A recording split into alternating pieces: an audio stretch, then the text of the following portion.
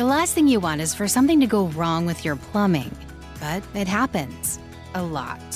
And the last thing you want when there's water spraying all over your kitchen or your toilet is overflowing is looking up reviews on which plumber you should call.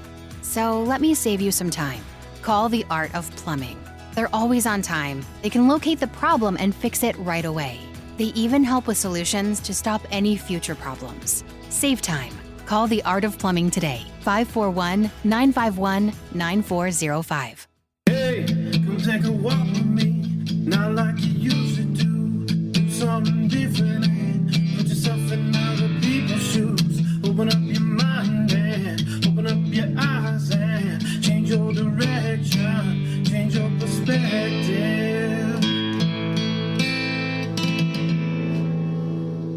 Welcome, of course, into Other People's Shoes. I am, of course, your host, Neil Matthews. Thank you so much for joining us today. Still in quarantine mode, so our hands up on that. It's been an interesting time to try to find people as a podcaster, and so it's always great when I get to sit with people that I already know because I feel like I get to know them more. And so I hope you will welcome in my guest, Evan. Evan, to me, if I'm going to describe him and sum him up for you, is a guy that I don't know if I would have been friends with right out of the gate. He's wearing a Yankees hat when I first meet him, or Yankees stuff when I first meet him, and I'm like, can't go there. Just can't. But outside of that, you've become a really good friend. Yes. And you have so much of a vast background, and I'm so excited to sit with you because of that reason, because when I started thinking about what am I going to talk about in this next season of searching and people searching for things, you like kept creeping to the top of my list of people to track down, and it's not hard to track you down because we're running the same circles. But in that respect, it was so cool to like, hey, I get to have Evan on my show. So Evan, just for our sake of our audience, background, you have a background, you're an EMT, I know that. Yeah, you have that, paramedic. Paramedic for, I think it's almost 12 years now. Okay. EMT firefighter. Okay. Currently doing the corrections type thing. Okay. A little bit of everything. Yeah. Pilot, still a pilot. Okay. And Military service? yeah. How long was that? Oh, that was years ago, 27 years ago. And you were in what branch? Army. Army. Yeah. And why did you get out? Just trying to do something different. Okay. Wasn't happy. Wasn't happy. Yeah. Okay. I should have stayed in. Should have. Really? Yeah. Oh, yeah. What did you get out as? Like, I don't know Army ranks, so you'll have to help me. I'm a warrant officer. Marine. Warrant officer. Okay, so Yeah. define that for us. So a warrant officer is basically a non-commissioned officer, and Okay. depending on what you're doing in the service, you have to have that training, because they can't just put you in as a sergeant. But unless you're going to college, then it's just a non-commissioned based area of the service, and I don't want to step on any toes of anybody else because things have changed from those times to now. The 80s to present, it's completely different. So you go in, you get your MOS, and then you do your training, and then you go into your warrant officer training, and then from there you elect to whatever service you're going to do. I think things have changed since then, though. So, Okay. So how long were you in the Army for again? about 4 years. About 4 years. Yeah. Okay. Wow. So So you got in at what age? I was 17 and a half. Did you ever pre-enlistment? Did your parents have to sign off? No. Well, she had signed off previously on something else, and I was able to use that and say, hey, this is what I'm doing. And they were like, okay, this is fine. So I did I don't know if they're still doing that anymore, but Okay. it was a pre-enlistment. So what you do, you come in at 17 and a half, and you were able to go in, get signed up, go to Mets, and then do some, at that time, you were able to go in and do a few things. And then once you hit your 18th birthday, you were full on. So. Hold on. Okay. So I'm going to run this down again. So paramedic, firefighter, Army, pretty good cook. Decent. Amazing. You're underselling yourself, and that's I'm that's okay. awesome. He's really good. He's lying to you. Married, Not yet. Working on it. but you were. I was married, yes. Yeah. 4 kids. How many years ago? Oh, my Lord. Or how many years were you married? We were married for 10 years. 10 years. And Yeah. you have 4 kids in 4 that. kids, in 2 that boys, time 2 period. girls. Okay. Yep. Wow. Christian. Forget Christian. Yeah. Yeah. That's a good title to put you on, right? First one. For the first one, right? So I say all this because you strike me, like I said, when I first met you, I was fascinated, and this is true story. Like I've probably never shared this with you, but I'm fascinated by you, watching you, and that sounds creepy. No, I mean I get it. That's like a people stalker, like I'm just like stalking you. But you're fascinating to me because it seems like you're always just looking for that next thing. Yeah, when you said, what did you say earlier? What was the Searching. I'm always searching. And one of the things, as you asked that question, I'm like, well, 10 years ago. And it's like, no, it was more than 10 years ago. Searching was probably, grandfather died when I was about 13, 14, and I was lost. He was a pastor at a Methodist church. Loved him dearly. He's the true father on this earth in my life that I just looked up to, and he died. And I'm like, okay, God took him away. And, I was, as a kid, the Bible was everything, and he was a pastor. So every time I learned something in school, because I went to military school and Catholic schools my whole life. So I'd learn something, and we'd sit and we'd take little trips, up and down the East Coast. And I would just tell him everything I learned about the Bible, and he would just be like, how does this 7-year-old kid even understand and break it down? Like, this is why God did this, and this is what this is, this is why this. So after he died, my faith died. And then when that died, I was constantly searching. So when you ask that question, how long have I been searching? Like 30 years. I'd say 10 years initially, but it's been 30 years. I mean, I'm almost 50. So, I was 13 years old. So just about 30 years. So I'd be 43. So 35 years. Wow. Why the search? I think I was looking for something, constantly looking. People always ask about when you asked me last year when I did my testimony, and it was like when I said I didn't have a father growing up and I didn't have all these things. Well, I always watch other people. I watch you with your daughter. I watch Lucas with his daughter. I watch Bob with their daughter. I watch Dave with his kids, and I see all these men. And it's like I never had that teaching. It was always my mom who showed me, okay, you have to work hard for whatever you want. And other things she showed me was, never ask for anything. You have to go get it yourself. So I'm always searching. Well, I don't understand that. I don't see the correlation with that. So I'm always searching for something else to do, something else to get into. And we traveled a lot. So it was just a constant battle with being okay, being content. Don't search for that, search for God. And I think ultimately what had happened was probably about 15 years ago, maybe a little less than that. I finally got divorced in 2004, so 16 years ago. And in the midst of that, I didn't realize I was searching for God is what I really was searching for, but I didn't know how to do it anymore because I know God and I know what I had to do to be a Christian, but I didn't understand Christian because at 13 years old, that was it. I didn't know there was a road to follow and you have to follow, and it's a hard road to follow. So I'm constantly searching, and I was never full.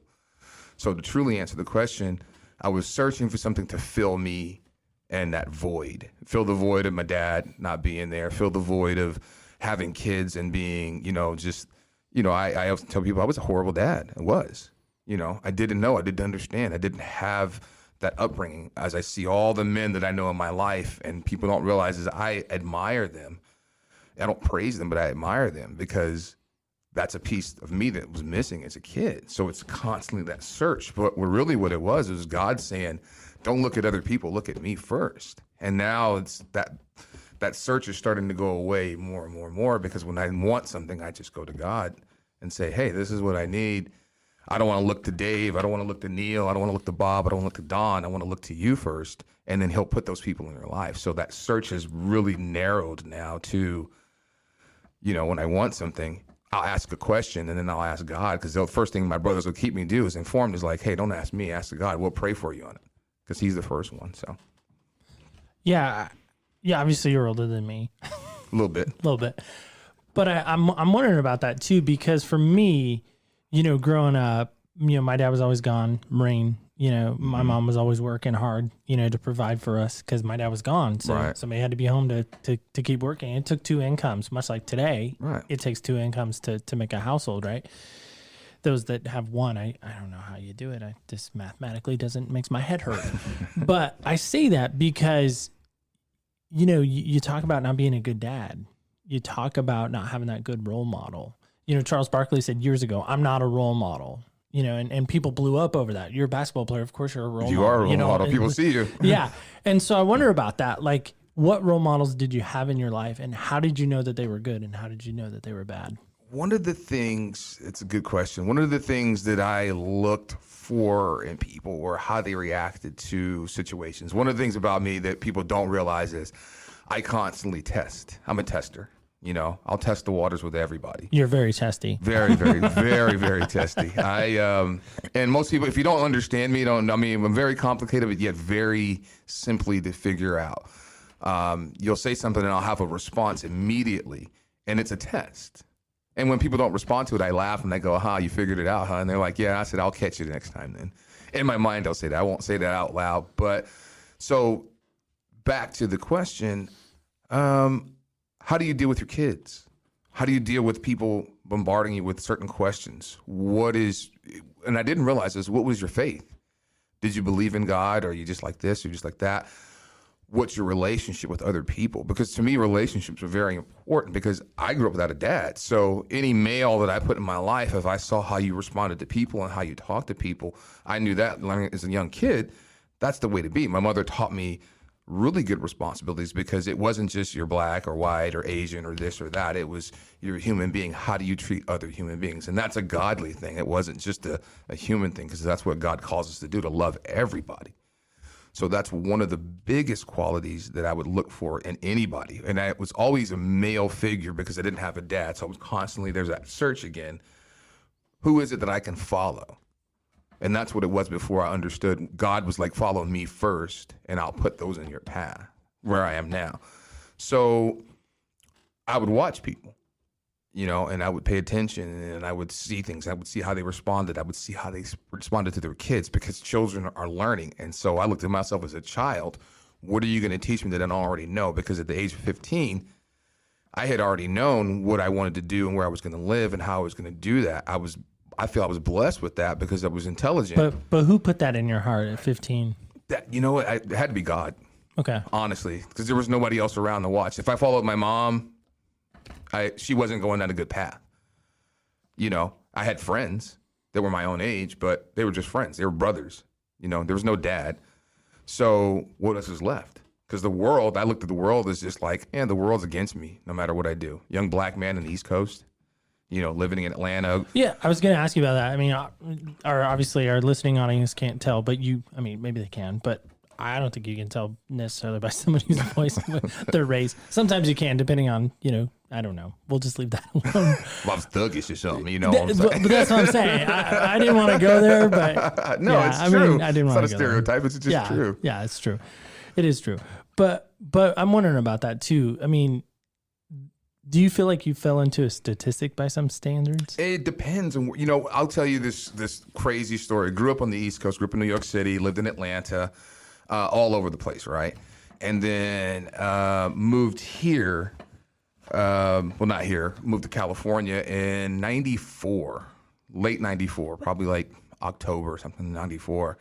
And it was a culture shock, an absolute culture shock. I mean, I came over, I had this New York accent, and people thought I was crazy and weird, and I still deal with that. But what in the East Coast, in Atlanta, southern places, North Carolina, West Virginia, South Carolina, Georgia, parts of Florida, it's like it was just apparent. You're black. There's these colorful words, but you're not allowed here. We don't want you here. Coming to the West Coast, California, it was very different. And you would pick it up after a while, and most people didn't understand that. And they were like, what are you talking about, Evan? And I'm like, that guy's racist. Well, that person's racist. This person's racist. And they're like, how can you tell? And they said, you're coming from the East Coast, it's apparent. There's no, we don't hide. They hear that big curtain, the cotton curtain or whatever they used to call it for jazz and stuff like that. It was either you're here or you're not here, or it was posted. Well, on the West Coast, what I found a lot of is like people were really hidden about it. It was like, it's a taboo. We don't want to really tell you we don't like you because you're black, but we really don't like you because you're black. We'll laugh and joke and play and say these things, and as soon as you walk away, we'll be sneering and snickering and saying this, that, and the other. So I learned really quick moving here, like that's huge difference for me. So that's kind of how I was able to figure those little things out. And then I would test people always. Like now, people will sit around and I'll be like, oh, it's because I'm black, huh? That's what it really is. And then I get to see your reaction. So, and the first thing I always got from a lot of people were, well, I have a lot of colored friends. I'm like, you have no clue what you're talking about right now.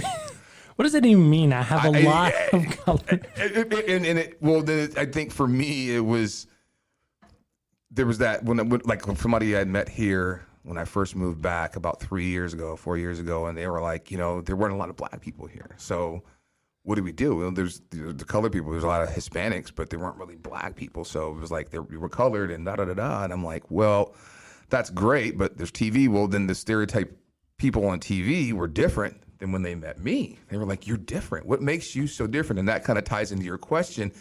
And I think it's because I traveled so much. And I had a mother who was absolutely a rainbow. She was a hippie, almost a big time hippie. She hitchhiked with Jimi Hendrix to here, and then Eric Clapton. She would tell me all these stories about all these singers that are either dead or doing better now than they were when they were that age. But you incorporate all that. And when you come out here, not a lot of people travel.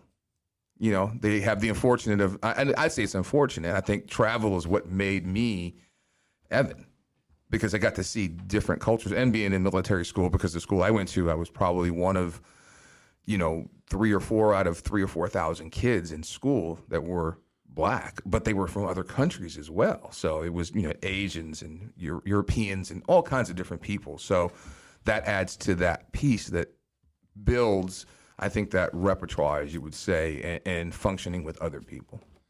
Yeah, you talk about, traveling and being, with your mom and going different places. I know growing up in California, Southern California, majority of my friends were black. Yeah. Were white and black. Right.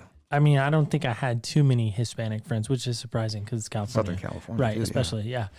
But I do remember one of my best friends in 5th grade. His name's Jarvis. I have no idea where he is now or even his last name. But I remember... It's not a black name, by the way.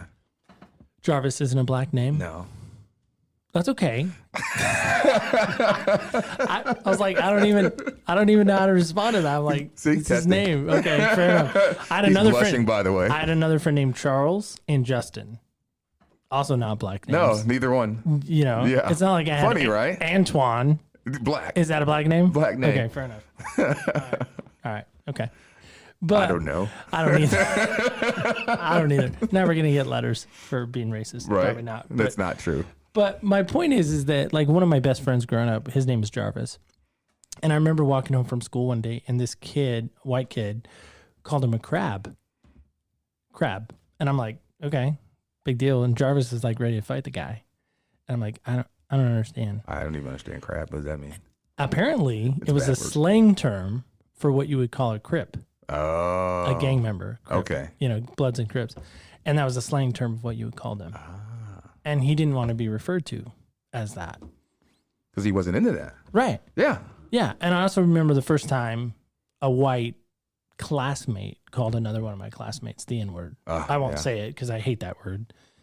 And it wasn't Negro. Yeah. But I just remember thinking, that's not a good word. Mm-mm. And that's what also has fascinated me about you is just this idea that you've grown up in a different world, racially speaking too, that I've grown up in, and the challenges and the searching for meaning and life and having to, I have to go over here, I have to do this, and searching ways around to, basically walk through life, because I don't know if there is a thing called white privilege. I don't know if there is or not. I'm just going to set that aside. Right. I don't want to get too far down that road, but I've never had to experience somebody looking at me differently and judging me accordingly. I never have, ever. It's a sad world we live in now. I often tell people I'd rather go back to the 50s and the 60s and the 40s. And they're like, well, it was, you weren't this, that, and the other. And I said, so what's different? What do we do in this country? A lot of times we sweep everything under the rug, or we call it this, or we call it the left wing or the right wing. And it's like, the stuff, racism's still there. You know what I mean? It's up to the individual. I think I was blessed by God enough to be able to be that person that sits on the fence and looks left and right. And, you know, I could go hang out with the thug guys when I was growing up, and I wanted to be that person, you know, and it was like, that's not what I was called for. And then at the same time, I could go hang out with the rich people, so to speak, and they would be like you said, a lot of people say they're just intrigued. How? I don't know how. That's a God thing. It's not Evan thing. It's how are you able to be that? I'm not intelligent at all. I don't look at it as intelligent. I look at it as just I'm able to process things and then just speak on experiences. I remember experiences. But I mean, I look at a good friend of ours, John. Yeah. Really good friend of mine, and really good friend of yours too. Probably a better friend. Known John for quite a while. Yeah, you've known John longer than I have. But John, when I first meet John, says to me, "Well, I'm just tell everybody I'm the bald black guy when he worked at Costco. Yeah. I'm the bald black guy that worked at Costco." And I'm like, John, I can't say that to my friends because I feel like that makes me a racist. I think that's just but that's how he wanted to be introduced, right? Well, he's bald and he's black. Right. I mean, and he's what, like 6'3", 6'4"? 6'1", 6'2". Yeah, we're about the same height. Oh, just yeah, about. okay. Yeah, 6'1", probably 6'2". I think 6'2". So it's probably the bald. Never mind. I don't want to make fun of giant. It's probably shinier. Is that why it makes him look taller? Yeah. Okay.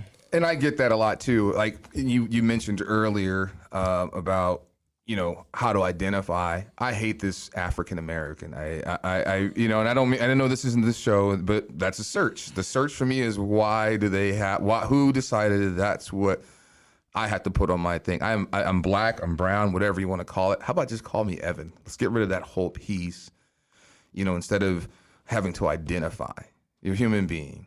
You know what I mean? Whether your skin is lighter than mine, whatever, that's fine. And it's an identifying me piece. If I was to say, you know that guy Neil, blah, blah, blah, blah. Neil, who I know 3 or 4 Neils, white guy, beard, he has a show, he does this, oh yeah, Neil. Well, you know, Thursday night this last week, you know, that Marvin guy was there. Right. And the first thing he says, I don't know if you caught it, oh, Neil, you know, the one that likes North Carolina, the one that's obsessed with North Carolina. Yeah. And I'm like, out of all the things to tag my name with, that's what he chose. Identifying. Right. It's an identifying How do trait. you identify somebody? And to me, that was hilarious. But anyway. So, greatest thing you ever searched for? I know you talked about, you know, trying to find that male role model. Was that one of the things you searched for that was pretty heavy? That was an ongoing thing for many, many years, and I think it's still a piece there. I still feel like I'll try to latch on like a child, it's changed dramatically in the last probably 5 years. But male role model, I think it was just a role model in general, and someone that was willing to put time in. Because that's the other thing I looked for. How are you putting your time into people? Were you a person who was like, you show up for a little while and then things get rough and then you bail? Because that's what I figured my dad did, you know, and that's why when you asked the question about being a good dad and that I wasn't there, but I was there. My kids they'll never understand truly until they have their own kids and they run into a super huge struggle with something like that. And I pray that they never do. But my dad was never there. I never knew what his number was. And the person that I believe was him, I remember at 17, 18, before I went on my venture, calling and saying, hey, you know, I'm your kid, blah, blah, blah. And I remember this lady, which was his mother, said, well, he doesn't have any money. And I was crushed. Did I ask you for money? I'm asking to see if this man is my father and if he wants to just tell me who I am. Because I think that's the biggest. If you want to know the ultimate search, who am I? You know, and it's like on this earth. So you talk about that, and I didn't know that about you. You actually reached out to your dad? Reached out to his it's a longer story than that, but yes. I don't know how to say this without sounding rude. Say it. So do you know who your dad is then? Or you're not really sure? It's come to my attention in the last 3 or 4 years that it may not have been this guy, and then the guy that potentially was my dad or could have been my dad is dead, and the one that she thinks it may be him, he's a cop, which kind of would explain a lot of interesting things because cops are investigators ultimately, and he's been a cop for quite a while, and I love police work. So, but to answer the question, I don't know. Wow. It's okay. Yeah. That my mind's blown right now. Well, I mean, but you know what? I mean, here's when you got to kind of got into that white America and white privilege And it's not white America, it's America. I hate that as well. We need to stop doing that. We need to stop teaching our kids that stuff. There's no such thing as that. There's not. But I think that the persona is because if you're white, you automatically have an in. And in some places you do. Look at the judicial system. You go across the board, and I don't want to get political, but you have to look at that. Why is that? You look at how people are taught, what's taught in school, what are we focusing more on? It's not across the board. There isn't let's look about, if you want to look at history, teach history. I love history, not the greatest history buff, but I love history, but let's teach the real history. Let's teach what we did as a country, as a nation, and don't just subject it to what you feel needs to be taught. I mean, we're talking from biblical times to now. Let's teach the history. And then that'll keep a lot of people, I think, at bay from what they have to think and say. Yeah. I guess I just never knew that about you, But I mean, to me, even though you don't know who he is, right? I mean, you have speculation, of course, from the sound of it. To me, it's no different than, any other father who wasn't there in their life, who may have, this is a terrible term, hit it and quit it, right? Yeah. With any other person, or any other mom. Doesn't matter if you're white, black, brown, orange, red, green, whatever. Exactly. It's the same thing. Or there may be even a dad right now that had kids who just was never, he was there physically, but maybe he wasn't there emotionally, wasn't there, spiritually, wasn't there anyway. And you don't know him from that standpoint. So it's not that mind-boggling to me, but. No, I mean. But it is, but it isn't. You know what I mean? Yeah, you hit a good point when you asked the question, how was it? And I didn't miss anything because I look in it when I was trying to focus on, and I squirreled, of course, would focus on with my kids. I wasn't there, but like I tell them all the time, I wasn't there physically, but you knew where I was. My father, I had no idea where he was. You knew who I was. Yeah, I was gone. It was just as bad as being there and then just being gone. But there was a series of time when I moved from where I lived back down to California, and I would come up every 3 months. It was hard. They didn't understand how hard it is when you're single, you're paying child support, you're paying your own things. You're struggling with faith. You're struggling with who you are. You're struggling with where you want to go. You're struggling with PTSD. You're struggling with addiction and whatever it may be, whether it be porn or just girls or this, or, we've all got to struggle somewhere. And then you have 4 kids that are depending on you, and then you have these relationships that aren't in place. And I'm not going to speak too much on that because I don't believe in doing that. But what I learned over the course of time is you finding what you're looking for, and it's literally finding God is what's helped center me in a lot of areas because I don't worry about those struggles anymore. If you give it to God, everything else will work out. And I'm not saying my life's just like a bowl of cherries or grapes or whatever you may like, but I'm at ease with it. I'm at peace with it. I'm content. I'm learning to be content. That search is not as much anymore. Well, and that's why I was going to ask you, you mentioned, kind of growing up without a dad. So that obviously you tried to maybe fulfill or fill that hole with something. Oh, yes. Success. Did you search for that? Didn't financial success to a point, but I always found that money was just more of a root of evil for me because once I get it, it's I really don't care about it. I want more. I've realized I'm more relational. Okay. And that's where, for me, it's more important. Financial is great, but we go hang out. We went and hung out and had coffee. I remember that day more than I would remember.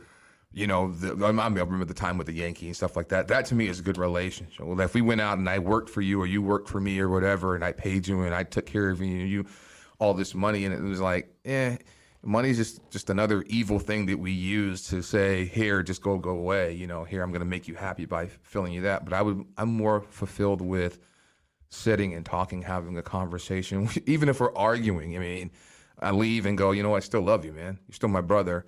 We don't see eye to eye on this subject, but I loved it because you taught me something at the same time, and hopefully I would teach you something. That's really was important, or is important to me now. So financial success has never been a motivator or a search for, from the sound of it? No. I mean, I went from $100 and something thousand a year to now I make 35, 37. I mean, it sucks because I lived that life, but I look back at all of it and it's to me, I'd give it all away to have a good relationship with somebody and have that. And that's what I have here. So no money. Money's not a motivator.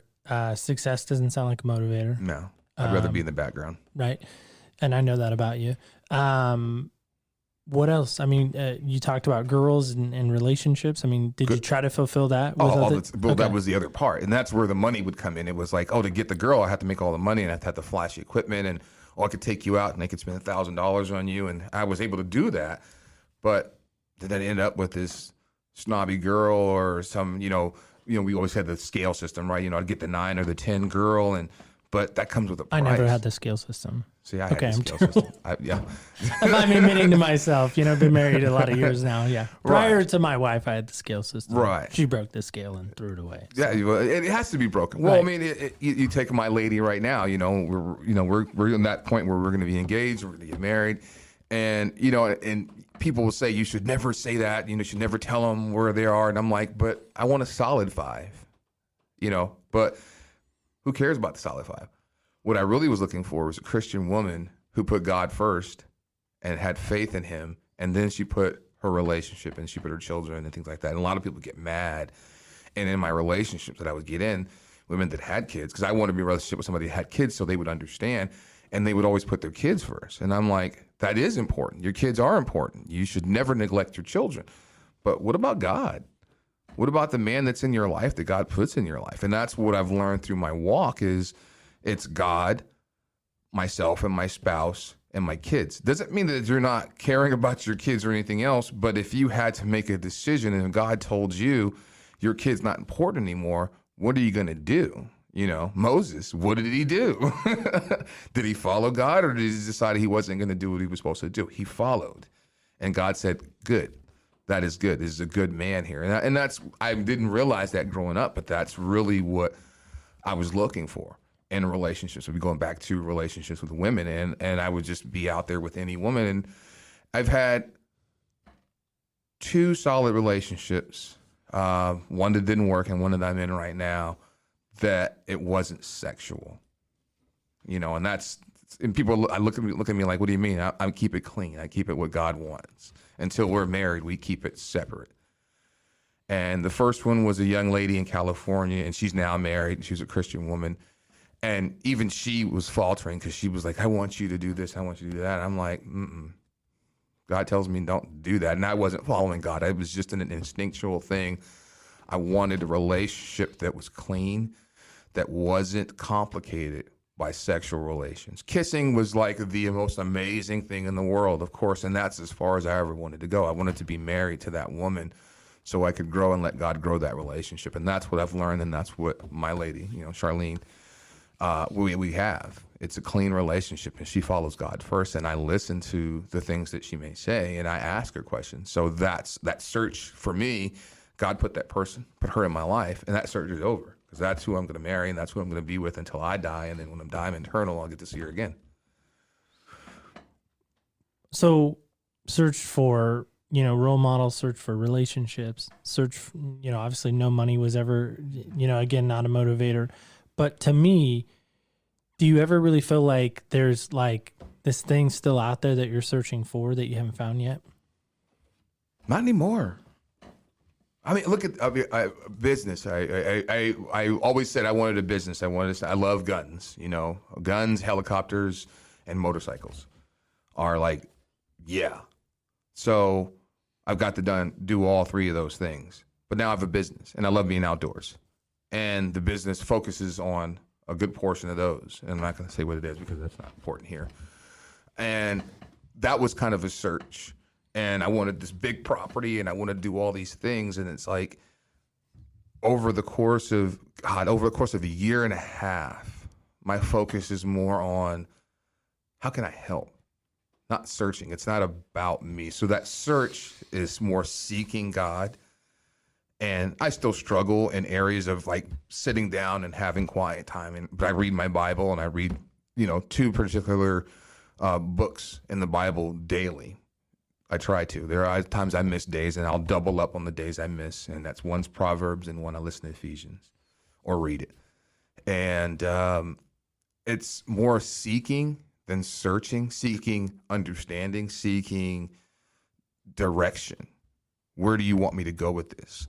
And then, obviously we have those little things where we want to get, I run a business and I want to get all this stuff and I want all this equipment because it's fun, because that's that old me, that's that old person that's died.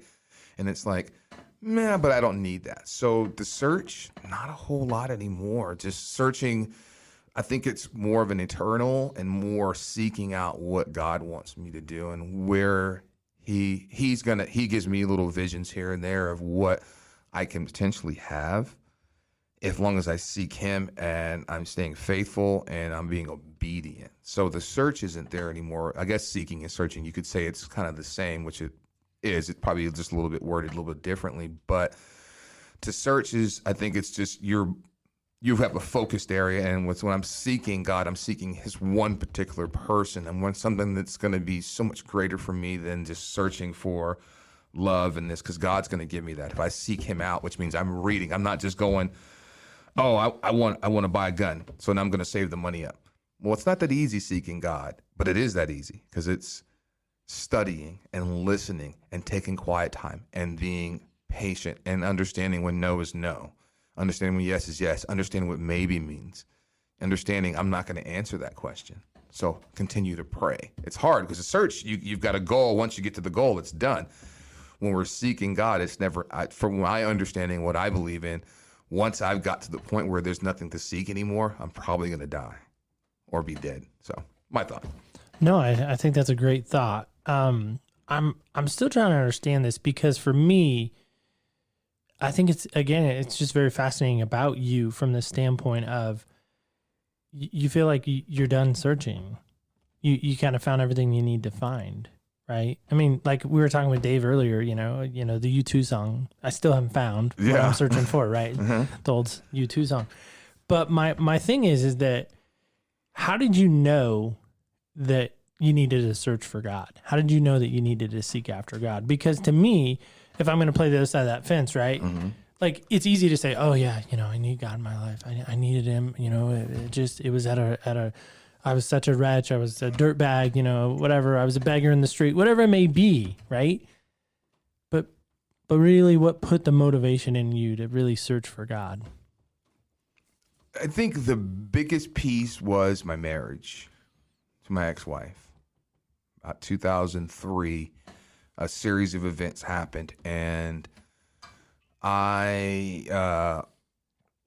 people freak out. You say vision, or you had this, you had that. And I got to a point where I was with my ex-wife, firefighting, gone for days on end. I think I was gone for 28 days. And we went through a couple of... Is that normal, by the way? Depending. Okay. If there's it was a big fire season that year. So okay. You're out fighting fires. I mean, you're not just gallivanting around. No. You're like a forest firefighter? Yeah, I was working. Not a traditional like in-town firefighter. No, I've done both. I've done both. Okay. But when there's a big fire, like big fire season, as our fire season's coming up, I mean, where I work at now, we won't be gone like that. But any other fire department I've ever worked for, whether it be a municipality or a state-driven, fire service, when there's a fire going on, you're there. You're at the station for 24 hours a day. All right, yeah, just trying to understand. Yeah. So you're gone during this time, and so your marriage is where? Marriage is, I thought it was okay, and I was wrong because I didn't have anything. So it basically, end of fire season, I'm gone. She does what she does. I'm like, what do I do now? And it's like, what's the first thing we always do? People, you hear the guys in the jail. Oh, you go to jail and all of a sudden you seek God, and I did that thing. I mean, I'm like, okay, I don't know where to go. I'm crushed. I'm with this woman. I believe my belief still is there. If we get married, that's it. We're not getting divorced. We'll let God work it out. You cheat on me. That's a horrible thing you could do. We'll have to build the trust. I cheat on you, same thing. But I don't think there's almost nothing that you can't work out.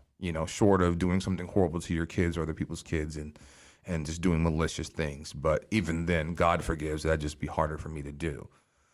So this was 2003. So we're talking, 17 years ago? I think that was the first part of my search, seeking out God, because I'm lost now. I've been with this woman for this. I've never been with anyone longer than 6 months to a year. So now we've got 10 plus years, and we were together for almost a year before we got married. Now you got 10 plus years. Plus, you got 4 kids. Well, at the time, we didn't even have 4. We had 1, but moving past, well, yeah, no, actually, at that time, you're right. We did have 4 kids at that point. Okay. And what do I do now? Because this is all I know now. You know, I've been able to gallivant and have fun, you know, not necessarily go out and just cheating, but being a guy.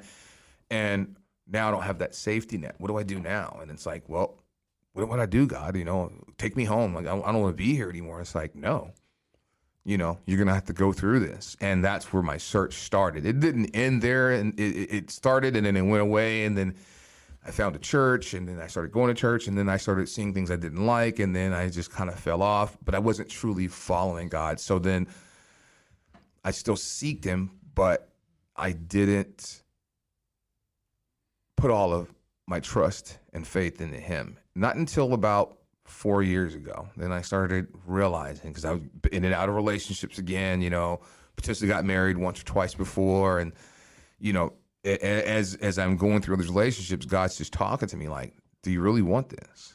Is this really what you want to do? I'll let you do it, you know, but it's not going to end well. And every relationship was that way. And I'd get in a relationship, and then more and more, I'm like, so do you believe in God? Oh, yeah, let's go to church. Well, maybe, you know, I don't know. And then, of course, I'd be swayed by that, because it's like, oh, let's go jump into bed and do this. Okay, yeah, we'll drink and we'll have fun and we'll party. And then, of course, my guns. And then I'd meet the relationship where it's like, yeah, you can have guns. Just give me all your money and you can go buy guns, and that's it.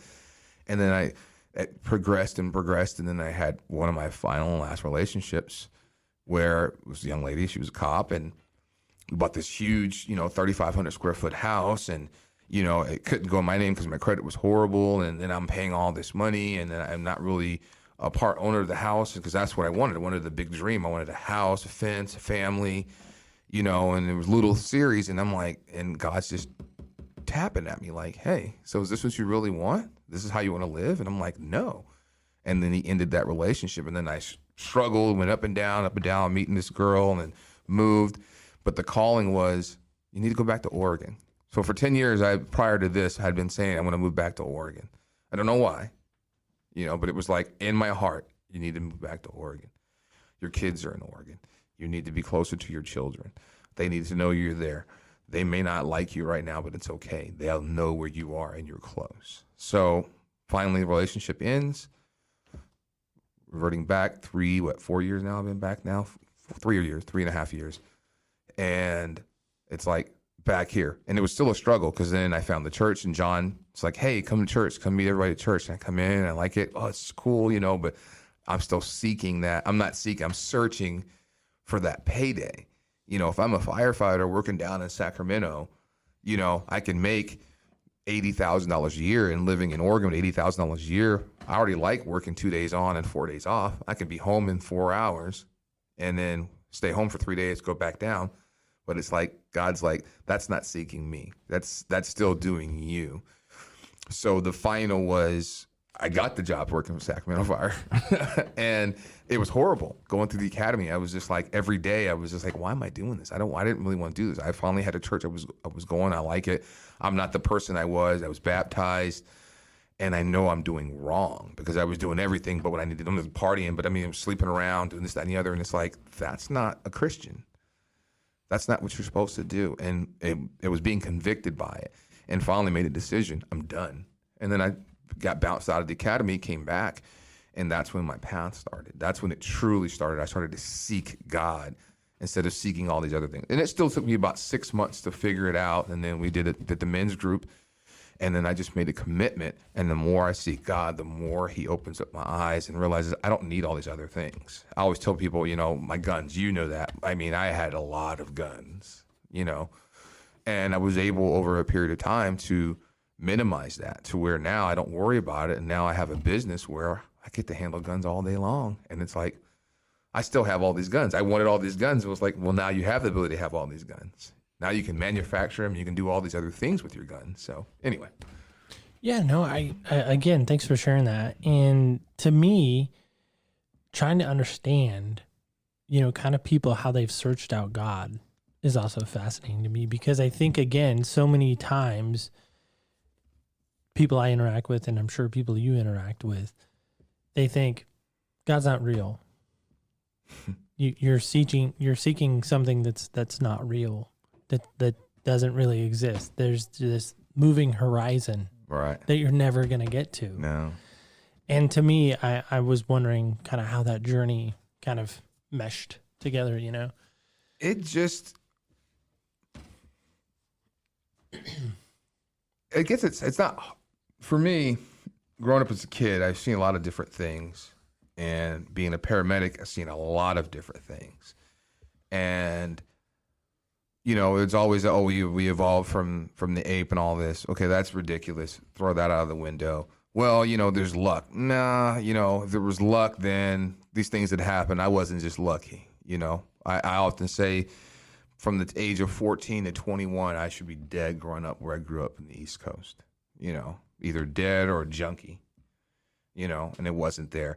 It's not luck. And as you read the Bible, and the Bible has been found to be true, because they've had, I mean, we've heard of the stories, and I've looked at some pieces where they've investigated and all the counts were there. Now, there are some things in the Bible that are added over the years, and they have, you know, scriptures and things that were added to that, and there's a way to find out if those are actually true. But as you follow those and you look at that, and you look at, you know, if you read Genesis down through, I'm in Isaiah right now, and you're listening to what's going on with King, you know, from King David to Solomon, you know, to, you know, Isaiah, Joshua, who else? All the, you know, the prophets and the kings. And it's like, you look at it and you look at it now, it's absolutely ties into what's going on now. Where did my faith come from? It's that feeling, it's that knowing, it's that voice. When you hear that voice and you turn around and there's nobody there, and you know you're not crazy, you know you're not, you know, when I was years ago and I was smoking weed and whatever, and you know, you're like hallucinating. This is like you're absolutely by yourself, you're absolutely studying, you're absolutely doing something, and then you read something or you talk about something, and your phone is way away, so you don't get the Siri, you know, government picking up on you, and you know, because you know what I'm talking about. You laugh, and you know exactly what I mean. You say something, and next thing you know, it comes up on your Facebook page, and you're like, this That is happened crazy. yesterday to me, actually. See? Yeah. Yeah, I was talking about something, and I scrolled through, and there was a Facebook ad for that, and I was just like, I don't know how I feel about that. And for me, that's how it was. It's that feeling. It's that voice in my head. And I know I'm not crazy. And it's that voice. This is what you need to do. And God's talking to us all the time. He seeks us out. We don't seek him out. I'm seeking him now more, but he's still seeking me out. And I see it through the people that I interact with. My life has improved tenfold by just taking away all the things that weren't important anymore.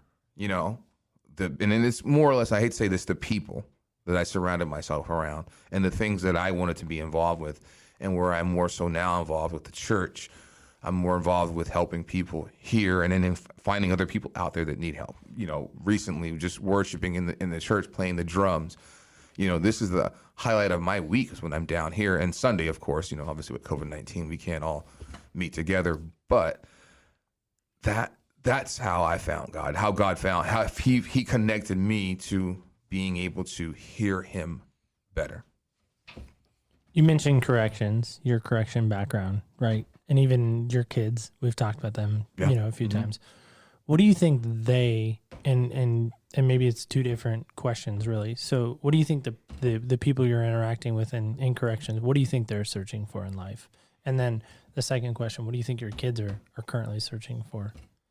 The corrections guys, and they're detainees. It's really weird, but what my interaction over the last almost 2 years where I am, I've found they want attention. And a lot of these guys, they know about God.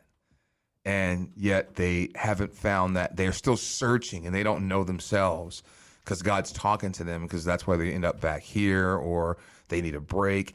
And if you talk to them, every last one of them's like, you know, well, you know, I was doing this and I was hanging out with this guy because, you know, he hangs out with me. And it's like, you want attention. You want to be loved. And for my kids, and that's to answer that question, they want to be loved. They want someone to pour into them, because I'll sit in the van with these guys and we'll go out and do a job, and once every blue moon, there'll be a guy in the van, because I have no problem saying, yeah, I believe in God, and there's certain things that we're just not going to do, we're not going to say, and I'm not going to yell, I'm not going to be mad, which I do once in a while because I'm a human being. I'm still not perfect. But when we're talking, they'll ask, hey, so how did you get to where you are now? And I'm like, where am I? I mean, I'm just Evan. Only thing is the difference is that I believe in God and I'm going to follow that path. And they're like, yeah, how did you get there? I said, I believed, I read, I trusted, I changed who I surround myself by. I stay with Christians, and if you're not a Christian, doesn't mean I don't love you, doesn't mean I don't care about you. It's very specific on what God says about Christians not being with non-believers. You know what I mean? We want you to be on this side so you can have eternal life, because if you're doing worldly things, it's not a Christian thing. Although we still have to be careful with that, and I have to be careful with saying that. As far as my kids, it's hard. It's hard trying to figure out. My one son was here for about 4 or 5 months, and it was very hard for him to understand. He's like, my dad has changed. You're not as mean. You're not as grumpy, but at the same time, I'm still very to the point, very direct, and I'm not going to waver on a lot of things. A lot of it is in love, but he's behind the curve because there's a lot of things that he hasn't been experienced to. And he finally came and he kept going to church, and then he got baptized, and then 2 weeks later he left. So I don't know. I don't honestly know what direction they are. I think with my one son, his goal was to make money and have fast cars and motorcycles. And that was his goal, and he wanted a family, and he wanted, obviously, with any time you have a family, you want to be better than what your parents were and things like that. So, but beyond that, I couldn't have a clue. We don't get to have those conversations. Yeah, I just wondered because, again, being a dad and, being, overseeing corrections, Yeah. The little segment that you are overseeing, with inmates and whatnot. I just wondered, like, what interaction you're having with those people as far as what you're hearing that they're searching for. So, yeah, like I said, as you listen, because they talk about drugs all the time. Oh, I'm sure. If they're in for drugs, they're talking about drugs. I would imagine they would talk about drugs a lot. But when I really am learning to I often pray to God and I say I want wisdom and discernment. And I didn't realize that that's where he's pouring that in. He's giving me that. And I'm not full on in because it's a big responsibility. But what I hear is, who am I? Where am I going to go? And who can help me? Because and all three of those are just love. Can somebody just love me? And that's something that I searched for as a kid all the time. I just wanted to be loved. My mother loves me. I know that. She raised me. She gave me a roof over my head. She taught me the things through God, what I needed to survive. I mean, I was on my own at 15 years old. You hear that story all too often. I see that now out here, Eagle Point, Medford area, 15-year-old, 13-year-old, 12-year-old kids, just they're on their own.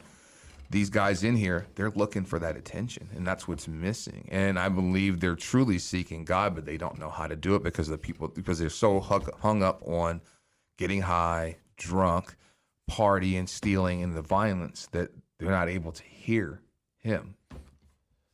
Well, I mean, do you think that part of the reason why drugs, alcohol, I know that's a drug still, porn, all those things that you mentioned, do you think those are just side effects of not being loved?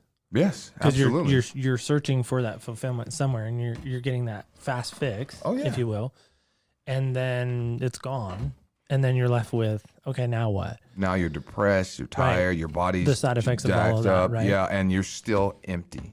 Because now, I put myself in that. My example is I partied and did all that, and I look at it, and the only thing I have is like, okay, now, you deal with blood pressure issues or something like that, or you have migraines, or you're this, or now you're out of shape and you're not healthy anymore. Versus now I'm full and I'm happy. I haven't touched drugs in over 30 years. I rarely drink. And 3-4 years ago, let's go out and tossing back a couple of shots and getting wasted and passing out and waking up, bombing all over yourself, Whereas now I'm just happy. I may have a beer once every 2 or 3 weeks, and I don't want to drink anymore after that. So I think that's absolutely what they're using as a crutch because they don't know how to get connected with that. And I try to tell these guys, you need to be connected to a church or somebody who's a part of the church or somebody who's doing something that's positive in the world and positive for not just themselves, but for others, because that's what I seek out other than God. I mean, God is the first thing, but I seek those type of people. For sure. So you mentioned you're 50 something now. Almost 50. Don't make me older than I am, are you? All right. I'm going to make you like 90. Okay. All right. Sorry. So 50 something now. 49 and a half, right? 49 almost. 49 couple almost. more months. Okay, a couple more months and you'll be 49. So go back in time with me. 17 and a half year old Evan. We somehow can time travel. I don't know how, but we can. There's a DeLorean outside, right? Right. So what do you say to 17 and a half year old Evan? I would say God is real. He still loves you. Your grandfather died not to hurt you. Get in your Bible. Find a church. Find someone who's truly following God and continue that. Don't just jump on every little thing that you see. Don't connect yourself to all these people that you think care about you and love you. God will give you a love that is absolutely unconditional. You don't need to get high. You don't need to party. You don't need to seek out all these things. Just trust him. Seek him out. And everything that you ever want will be yours. Literally. Would he believe you? If he saw me, I think he would. Yeah. I think at that age. Well, one, would he even recognize you? Yeah. Okay. Yeah. All right. I mean, you should probably have to prove that it's you by Well, I think I look pretty much the same as I did then. Just a Hulk fat. of a I'm guy fatter. like you are now. I'm fat. You're not Oh fat. my God, I'm fat. Then I was skinny. All right. Skinny. Well, not skinny, but built. Yeah, absolutely. To be able to go back, because that's what I was looking for. That's the thing. I was absolutely looking for that structure. I mean, and I say that now. I love structure in my life. I love things structured. I don't like let's just figure this out. Running the business is it's hard because everything isn't structured the way I want it to be because I'm the boss. And it's like, I'm like, just go get somebody else, and all I can do is go in the shop and build stuff. No. You got to come up with a price list, this, that, and the other. So at that 17 and a half year old Evan, continue that. Put God first, though. Yes, and I would listen. And it's like, don't seek out this. Seek out prayer for God to put someone in your life. Because I wasn't praying at that point in time. I pray now, and I ask him to put me where he wants me. And he puts everyone, you, Dave, Bob, Chris, Lucas, all these people are in my path. And it's positive, and they show up exactly when he needs me to hear something. And even my best friend, is not a non-believer. And, excuse me, I'll call him and he'll say something. And I'm like, God told you to say that. And he kind of just laughs at me. And I'm like, yeah, you don't have to believe it, but he did because you told me exactly what I needed to hear. And I'm listening. I'm not going to follow you down this other rabbit hole road, but you just said 3 key words that a Christian man would say that, in love. And I know he loves me. And I know he cares about me. So I think that 17-year-old Evan would listen to it, and he would need to hear it, and he would see me and be like, okay, I'll do that. And probably have to give him a little blueprint because he was 17-year-old Evan that was really mouthy and liked to fight and do all the other kind of weird stuff. But yeah, I believe absolutely would. But I think the reason that it didn't happen is because I wouldn't be here. But God may have had something else planned for me too. So, this may be the other plan, or we know God, he does everything for a reason because he knows everything we're going to do because he's planned it for us. Yeah, I've always thought back, to those days, when I was younger. Would I listen to my older self going, Would back you? in time? I don't know. I've thought about that too because there's so many things I would have loved to have avoided. Mm-hmm. So many heartaches and pains. Too many to mention. But Evan, this was fun. So we're going to play our game. This is Senseless. So yes, that's a Carolina Blue cup that you're holding in your hand. That's all right. Yeah, sorry, I like the color though. I couldn't find my Yankee cup. Weird. It must not be in my house. Yeah. So there we are. So roll the die there, and you're going to get a number. Number 4. Ooh. What sound or noise do you love to hear? I think I can guess. Gunfire. That's what I was just gonna say. I bet it's Actually, bet it's like a rifle or something. But helicopters. Okay, helicopters. I love the beating rotors? of the rotors. Yes. Yeah. Yes. I could tell you almost like I'll be listening like, oh, that's a heavy lift helicopter, or that's fast. That's a medium range helicopter. So it's fun to go outside and go, yep, you were right. Wow. Yeah. You can tell this between a Black Hawk and a CH-47 and a Huey. So Wow. those two. I mean, I got Huey. I followed you on that, and Blackhawk. I followed you on that one too. We had Super Cobras that would fly over our school. Oh yeah. A Huey, but there's different. It's almost Huey a as Huey well. sound because they're the Yeah. same. It's the same Hughes rotor system, but it's a little bit different because they have a bigger transmission. Yeah, Hueys and Super Cobras we would see a lot Yeah. in elementary school. And then when we would swing out on our playground, we would see Amtrak's coming in. Nice. Off That's the the other water. thing. My grandfather was a engineer. Yeah. On whatever railroad it was. Yeah. No, these were like amphibious assault Amtrak's. Oh, Like the nice. tanks swimming in the Yes. water. Oh, that's It sick. was trippy. That's sick. Yeah, Yeah. growing up. I So, love that last question, and then I promise we're done. I'm curious about this. As a dad, what do you want for your kids? Because you have an opportunity right now. Who knows what's going to happen? I don't know where this show goes. People always ask, like, where does it go? And I don't know. I don't know who's going to listen to it. Right. Hopefully everyone. But Right. your kids somehow get a hold of this. What message would you want to say to them? Trust God. Follow Him. Because, I Seek- mean, they're probably in a search mode right now, I Yeah. would imagine, especially, I know the son you're mentioning, that who's here. We'll leave him out just for privacy's Yeah. sake. But I know he was here. I gave him a pair of shoes, in fact. I don't know if you knew The red that. ones? The red ones. I knew when we already got those from. Yeah. Yeah. I know he didn't get them. Yeah. Thank you. Well, here's the thing. Like, somebody gave me these red Vans, and I just hate red. He loves red. And I hate red. And so we're talking one night, and I'm looking at his shoes because I look at eyes and shoes. Those are the first two things I look at on people. I don't know why. I'm a freak, but that's what I do. And I'm looking at his shoes, and they're pretty rattered and tattered. And I know he's not, he's trying to find his way and, Right. get some money. And so I was like, dude, you need a pair of shoes. And he kind of looked at me and goes, yeah, I'm okay. And I was like, well, I just got these red Vans. I'm not a really big fan of them. Do you want them? And his eyes, I mean, gigantic. He's not used to that. And he's like, well, what do you want for him? Yeah, exactly. And I thought, I don't know, nothing. Because what am I going to do with them? They're going to, now I have like 47 pairs of shoes. So, I mean, I don't know how many I have now. But my point is that, I was able to give him those. And, Right. and I'm not saying that to like, oh, look at what I did or anything like that. But I say that because I know where he was when he was Right. up here. So if you had an opportunity to sit with all four of them, right, in this room that we're in, what would your message be to them? Because I'm guessing they're all searching for something. It's something That was the point of my story, I guess. We were talking about this in men's group the other day, and I'm going to massacre, so I'm not going to say who said it. Follow me as I follow Jesus. Oh, I know the quote. Imitate me as I imitate Christ. And I was picking on Dave. You were 'cause picking on Dave because you were 'cause like, the what's the word difference between imitate and follow. follow? And it's like, and I was well, like, no, it's imitate. Right. And, yeah. and that's what I would say. And I would say, but I would add to that, don't follow all my faults.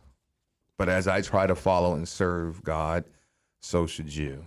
And God will show you a road, and He will give you I have all the riches. I mean, do I have a helicopter? Because that's my dream. Helicopter and 15 acres of land and building and be able to serve others. But I'm just as happy not having it and being able to serve. So, quit worrying about trying to serve all these other things, these worldly things that aren't going to get you any riches. Find a church. If you want to talk to me about it, because I'm easy to talk to, but I'm very particular about certain things, especially knowing they're my kids. But let me connect you with somebody that's a better talker, that can operate on your playing field and seek God out. And he said that, the son you met, and he said that his life has changed, but that he still ran.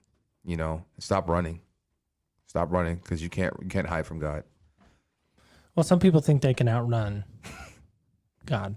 So, anyway. He created everything. You can't outrun somebody that knows everything that you're going to do Yeah, before you even think about doing it. We'll just say that you can't really outrun God. But my point that I'm also trying to get at too, especially with your kids, is we leave this lasting legacy. right?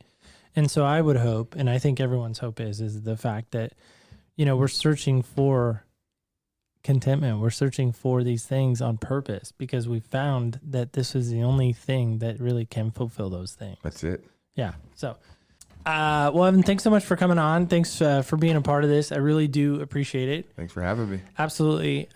Just guys, remember as we kind of close out today that if you are in the search mode, if you are searching and actively seeking something right now, I just want to ask you this one question. Why? And I know that's annoying, right? The 5-year-old, why? But I'm serious. Like, if you're really out there searching and seeking and what's your motivation? Because if your motivation is for this or for that or for this, is it really fulfilling you? I don't know. Something to ponder. Just remember, when you walk in other people's shoes, you really do get a different perspective on life. On behalf of Garrett and myself, we want to, of course, invite you back next Wednesday as we try on other people's shoes. Thank you so much for joining us this week on Other People's Shoes. I am so excited to share that episode with you. I love my friend Evan so much, and his insight and his perspective and just where he's come from as a human being is just fascinating and phenomenal. And I'm so excited that we got a chance to really just sit and kind of have a conversation. Isn't that what we've been missing lately? Conversations with people, real people, not a Zoom, not a FaceTime, but a real face-to-face conversation. So that was kind of fun. Speaking of fun conversations, next week, I am really excited to share this episode with you because we get to sit down with an author, a podcaster, a speaker, and a Netflix star. That's right, we got a Netflix star. Here's a little sneak peek of next week's episode. Well, you know what? Actually, I think that the culture does play a huge role in convincing us of some of these things, but I really think it's our hearts where the struggle lies. I really think that our hearts are bent towards idolatry. We're bent towards the quick fix. We're bent towards, I like to call it chasing unicorns, right?